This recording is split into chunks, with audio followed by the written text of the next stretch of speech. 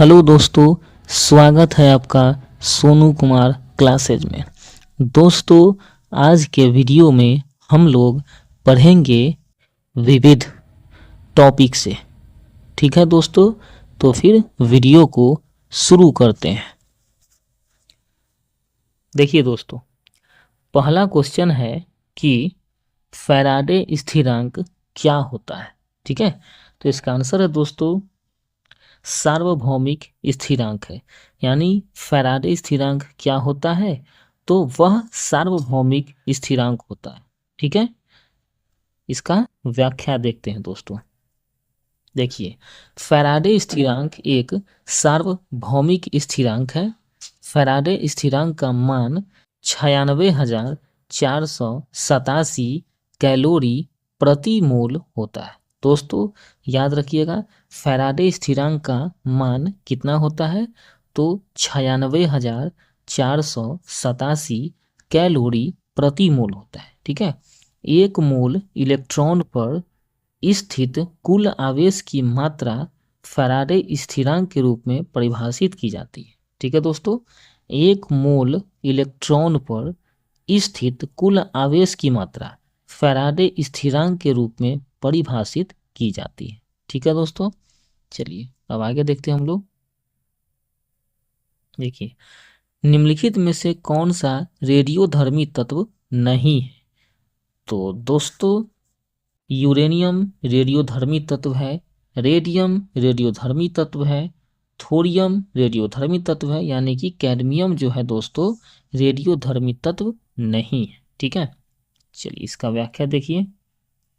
देखिए, कैडमियम धातु का वर्गीकरण संक्रमण धातु यानी कि ट्रांजिशन मेटल के रूप में किया जाता है तथा रासायनिक रूप से कैडमियम एक तत्व है, परंतु यह रेडियोधर्मी तत्व नहीं है। कैडमियम सिल्वर रंग की धातु होती है जिसमें नीले रंग की झलक होती है। कैडमियम एक विषैली धातु होती है। कैडमियम का सर्वाधिक उपयोग निकल कैडमियम बैटरी के उत्पादन में किया जाता है। यानी दोस्तों, कैडमियम का यूज कहाँ होता है, तो इसका उपयोग निकेल कैडमियम बैटरी के उत्पादन में किया जाता है। चलिए आगे देखते हैं हम लोग। निम्न में से सबसे अच्छा अग्निशामक कौन सा है। ठीक है दोस्तों, यानी आग को बुझाने के लिए सबसे अच्छा कौन है, क्या मिट्टी है या फिर जल है या फिर ऑक्सीजन है, कौन है, तो सबसे अच्छा दोस्तों कार्बन डाइऑक्साइड है। ठीक है, इसका व्याख्या देखिए। देखिए, आग से बचाव हेतु कार्बन डाइऑक्साइड यानी कि CO2 एक अच्छा अग्निशामक है। अग्निशामक यंत्रों में सामान्यतः कार्बन डाइऑक्साइड का प्रयोग किया जाता है। ठीक है दोस्तों, वैसे दोस्तों सामान्य रूप से जो है आपको लगेगा कि आग को बुझाने के लिए सबसे ज़्यादा अच्छा तो जल ही होना चाहिए, लेकिन दोस्तों हर कंडीशन में ऐसा नहीं होता है। जैसे आप सोच के देखिए, अगर जो है तेल में, ठीक है, जैसे पेट्रोल, पेट्रोल से जो है अगर आग लग गया, ठीक है, यानी पेट्रोल में आग लग गया, तो उसको बुझाने के लिए अगर आप पानी डालिएगा तो तेल तो हल्का होता है जल से, तो तेल ऊपर रहेगा और जल नीचे रहेगा और आग चलता ही रहेगा, तो वहाँ पे पानी काम नहीं करेगा, वहाँ पे कार्बन डाइऑक्साइड गैस ही काम करेगा। ठीक है, चलिए आगे देखते हैं हम लोग। उस वैज्ञानिक का नाम बताएं जिसने कहा था कि पदार्थ को ऊर्जा में बदला जा सकता है। तो इसका आंसर है दोस्तों आइंस्टाइन। ठीक है दोस्तों, यानी आइंस्टाइन जो है वह वैज्ञानिक थे जिन्होंने कहा था कि पदार्थ को ऊर्जा में बदला जा सकता है, और ऊर्जा और यानी पदार्थ और ऊर्जा में जो है संबंध होता है, यानी कि द्रव्यमान को ऊर्जा में बदला जा सकता है। ठीक है, चलिए इसका व्याख्या देखते हैं हम लोग।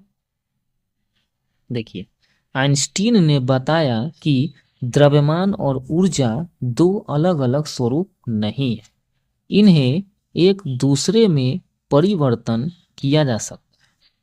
इसी के संबंध में आइंस्टीन ने द्रव्यमान और ऊर्जा के बीच एक समीकरण स्थापित किया, जिसे आइंस्टीन का द्रव्यमान ऊर्जा समीकरण कहते हैं। इसके अनुसार द्रव्यमान यानी कि पदार्थ को ऊर्जा में और ऊर्जा को पुनः द्रव्यमान में परिवर्तित किया जा सकता है। यानी दोस्तों, आइंस्टीन के अनुसार किसी भी पदार्थ को ऊर्जा में और किसी भी ऊर्जा को पुनः पदार्थ में परिवर्तित किया जा सकता है। ठीक है दोस्तों, और उन्होंने एक समीकरण स्थापित किया, और वो समीकरण क्या है दोस्तों? तो वो समीकरण है E बराबर mc²। ठीक है, यहाँ पर ये E बराबर है ऊर्जा, ये m मतलब हो गया द्रव्यमान यानी कि पदार्थ का द्रव्यमान, और c मतलब हो गया दोस्तों प्रकाश का वेग। ठीक है, ये समीकरण है। चलिए देखिए, यहाँ पर बता दिए, आगे देखिए। पुलिस द्वारा नशे में गाड़ी चलाने वाले की सांस की जांच के लिए फिल्टर पेपर पर क्या होता है? तो इसका आंसर है दोस्तों पोटेशियम डाइक्रोमेट और सल्फ्यूरिक अम्ल होता है उसमें। इसका व्याख्या देखिए दोस्तों, पुलिस द्वारा नशे में गाड़ी चलाने वाले की सांस की जांच के लिए ब्रीथ एनालाइजर या ब्रीथलाइजर नामक उपकरण का प्रयोग किया जाता है। ठीक है, इस उपकरण के माध्यम से किसी संदेहास्पद व्यक्ति द्वारा छोड़ी गई सांस यानी कि एक्सहॉल्ड ब्रीथ को पोटेशियम डाइक्रोमेट यानी कि K2Cr2O7 तथा सल्फ्यूरिक अम्ल यानी कि H2SO4 के विलयन से गुजारा जाता है। किसको दोस्तों? सांस को। आगे देखिए, ब्रेथलाइजर में लाल भूरा पोटेशियम डाइक्रोमेट विलयन एल्कोहल से अभिक्रिया कर हरे रंग में परिवर्तित हो जाता है। यानी दोस्तों ये जो है वो उपकरण में क्या रहता है दोस्तों? यानी कि ब्रेथलाइजर में जो है लाल भूरा कलर का पोटेशियम डाइक्रोमेट विलयन रहता है। ठीक है, और वह एल्कोहल से जब रिएक्शन करता है तो हरा रंग में बदल जाता है। ठीक है, और यह हरा रंग जितना ज़्यादा गहरा होगा अल्कोहल का मात्रा सांस में, उसी से अनुमान लगाया जाता है। ठीक है, आगे देखिए, निम्नलिखित में से किसकी मात्रा अम्ल वर्षा में सबसे अधिक होती है? इसका आंसर है दोस्तों सल्फ्यूरिक अम्ल का। ठीक है, चलिए इसका व्याख्या देखते हैं हम लोग।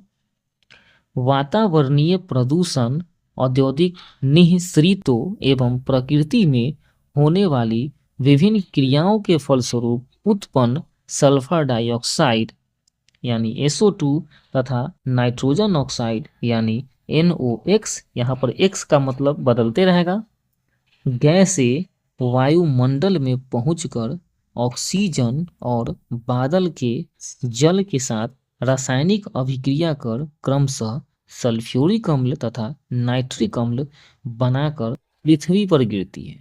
यानी दोस्तों सल्फर डाइऑक्साइड जो है जल के साथ अभिक्रिया करके सल्फ्यूरिक अम्ल बनाता है, और नाइट्रोजन ऑक्साइड जो है वो जल के साथ अभिक्रिया करके नाइट्रिक एसिड बनाता है। ठीक है दोस्तों, आगे देखिए, इसे अम्ल वर्षा या अम्लीय वर्षा कहते हैं। ठीक है, यानी एसिड रेन। आगे देखिए दोस्तों, अम्ल वर्षा में सामान्यतः सल्फ्यूरिक अम्ल यानी H2SO4 की मात्रा सर्वाधिक यानी लगभग 70% होती है। यानी दोस्तों कहने का मतलब है कि अम्ल वर्षा में जो है सल्फ्यूरिक अम्ल का मात्रा कितना प्रतिशत होता है? तो लगभग 70% होता है। ठीक है, चलिए आगे देखते हैं हम लोग। अम्ल वर्षा होती है तो क्या होता है दोस्तों? यानी किसके कारण होता है? कारखानों से या कोयला जलाने से या पेट्रोल से या लकड़ी से, तो सबसे हो सकता है दोस्तों। ठीक है, ये इसका व्याख्या देखिए। अम्ल वर्षा का मुख्य कारण सल्फर डाइऑक्साइड एवं नाइट्रोजन के ऑक्साइडों के उत्सर्जन से होने वाली वर्षा है। इन प्रदूषकों का उत्सर्जन कारखानों से, पेट्रोल से तथा ऊर्जा उत्पादन संयंत्र में कोयला जलाने से भी होती है। अतः इस प्रश्न के लिए एक से अधिक विकल्प सही है। चलिए आगे देखिए दोस्तों, अम्ल वर्षा के घटक है। कौन कौन है दोस्तों? तो अम्ल वर्षा का घटक तो दोस्तों ये नाइट्रिक एसिड भी है, सल्फ्यूरिक एसिड भी है, ठीक है। तो इसीलिए ए भी दोनों हो जाएगा। इसका व्याख्या देखिए, वातावरणीय प्रदूषण औद्योगिक निःसृतों एवं प्रकृति में होने वाली विभिन्न क्रियाओं के फलस्वरूप उत्पन्न सल्फर डाइऑक्साइड तथा नाइट्रस ऑक्साइड गैसें वायुमंडल में पहुंचकर ऑक्सीजन और बादल के जल के साथ रासायनिक अभिक्रिया कर क्रमशः सल्फ्यूरिक अम्ल तथा नाइट्रिक अम्ल बनकर पृथ्वी पर गिरती है। इसे अम्ल वर्षा या अम्लीय वर्षा कहते हैं। अम्ल वर्षा में सामान्यतः सल्फ्यूरिक अम्ल यानी H2SO4 की मात्रा सर्वाधिक यानी लगभग 70% होती है। आगे देखिए दोस्तों,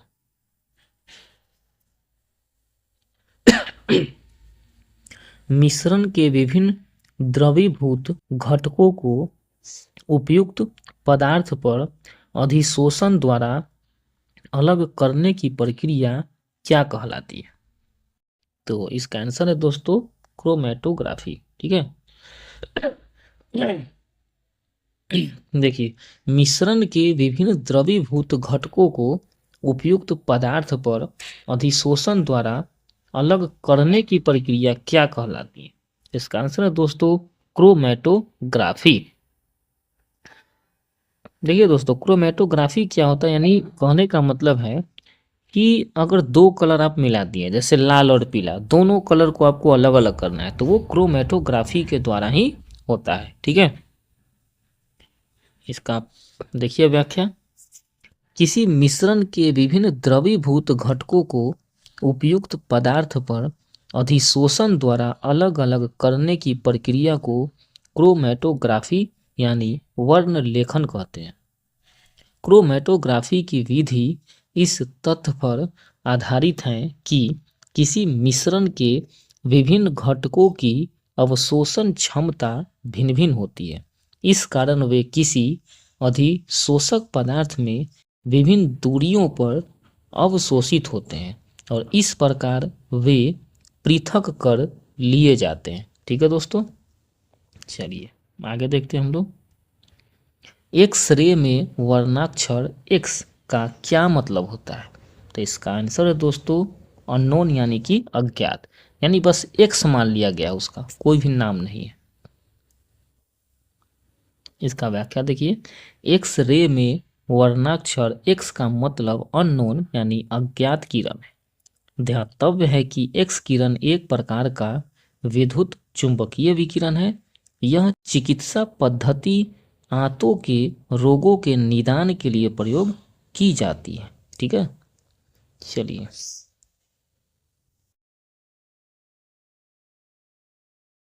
अगला प्रश्न देखिए दोस्तों, कौन सी गैस अपने ग्रीन हाउस प्रभाव से ग्लोबल वार्मिंग में योगदान करती है? ठीक है दोस्तों, तो इसका आंसर दोस्तों हो जाएगा ये कार्बन डाइऑक्साइड भी इसमें है, नाइट्रस ऑक्साइड भी इसमें है, मीथेन भी इसमें है, इसीलिए आंसर डी हो जाएगा, एक से ज़्यादा।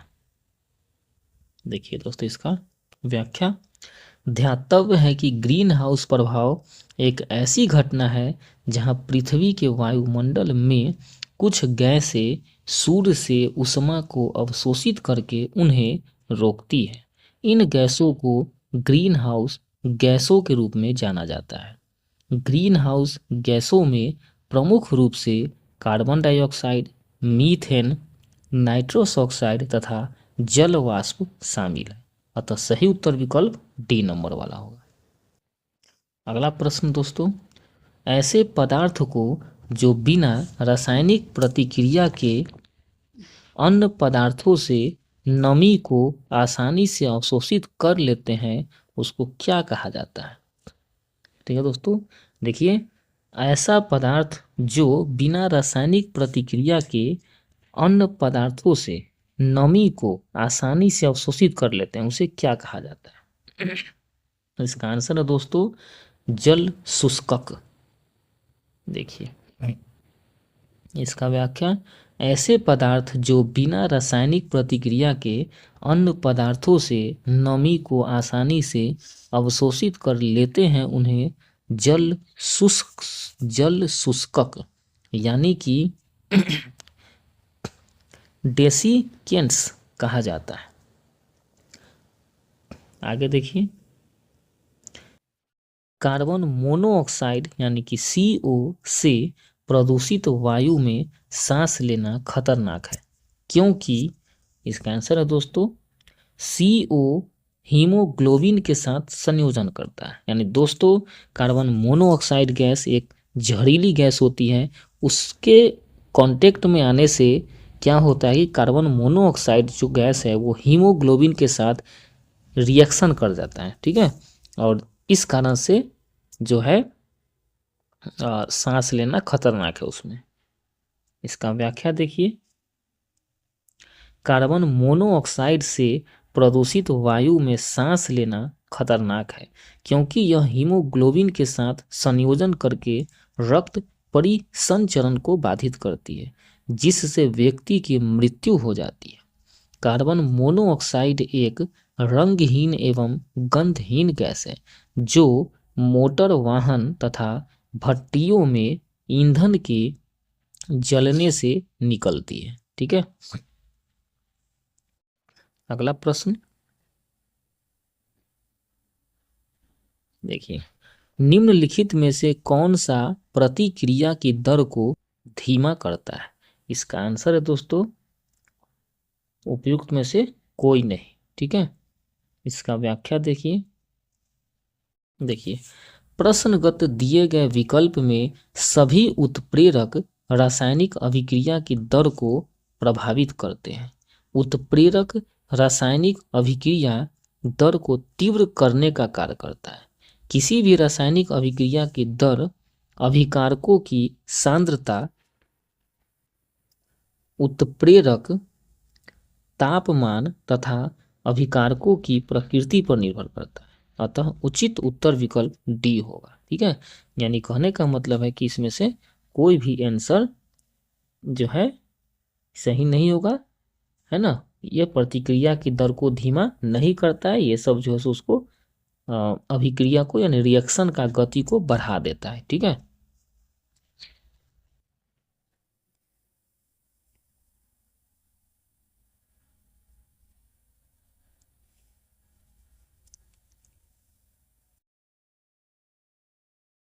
तो दोस्तों इस तरह से आज हम लोगों ने इस वीडियो में पढ़ा विविध टॉपिक से वेरी वेरी इम्पोर्टेंट क्वेश्चन को पढ़ा।